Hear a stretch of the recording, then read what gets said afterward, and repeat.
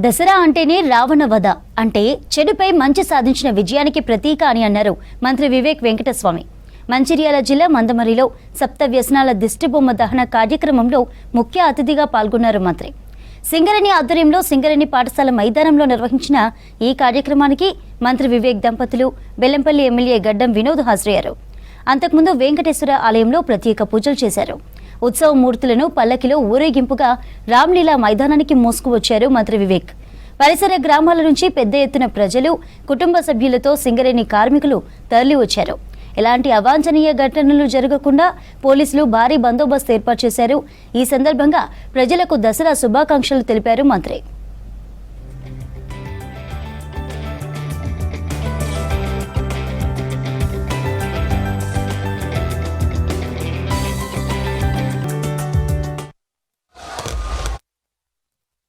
దసరా అంటే ఈరోజు మనమందరం కూడా ఎవరితోనైతే విభేదాలు ఉన్నప్పటికీ కూడా మనం వారితో స్నేహితులుగా కలుసుకొని క్రోధము, ద్వేషము, ఇవన్నీ కూడా అహంకారము, ఇవన్నీ కూడా పక్కకు పెట్టి మన సోదరులతో అందరితో కూడా ప్రేమతోని, నమ్మకంతో అందరం కూడా ముందుకు వెళ్ళాలని చెప్పి ఈ దసరా మన అందరికీ గుణపాఠం నేర్పిస్తుంది.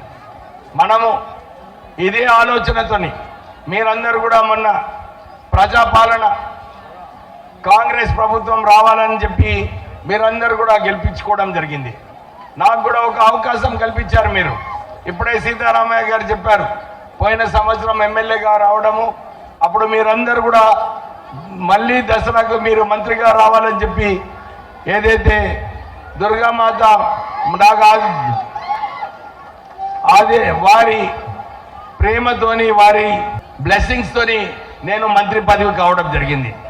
నాకు ఇదే అవకాశం తీసుకొని ఇప్పుడే జనరల్ మేనేజర్ గారు చెప్పినట్లు ముఖ్యమంత్రి గారిని నిరంతరం కొత్త మైండ్స్ రావాలి, మా ప్రాంత ప్రజలకు కొత్త ఉద్యోగాలు కావాలని చెప్పి వారిని నచ్చచెప్పడంలో నేను కీలకమైన పాత్ర వేయడం జరిగింది. 10 సంవత్సరాలైంది టీఆర్ఎస్ హయాంలో మనము మినిమం వేజెస్ రివిజన్ చేయలేదు. అది తొందరగా చేసే అవసరం ఉంది. మినిమం వేజెస్ చేసినప్పుడు మన కాంట్రాక్ట్ వేజెస్ కూడా పెరిగే అవకాశం ఉంది. సో సింగరేణి అవుట్సోర్సింగ్ ఎంప్లాయీస్ అందరికీ కూడా మీకు భరోసా ఇప్పిస్తున్నాను.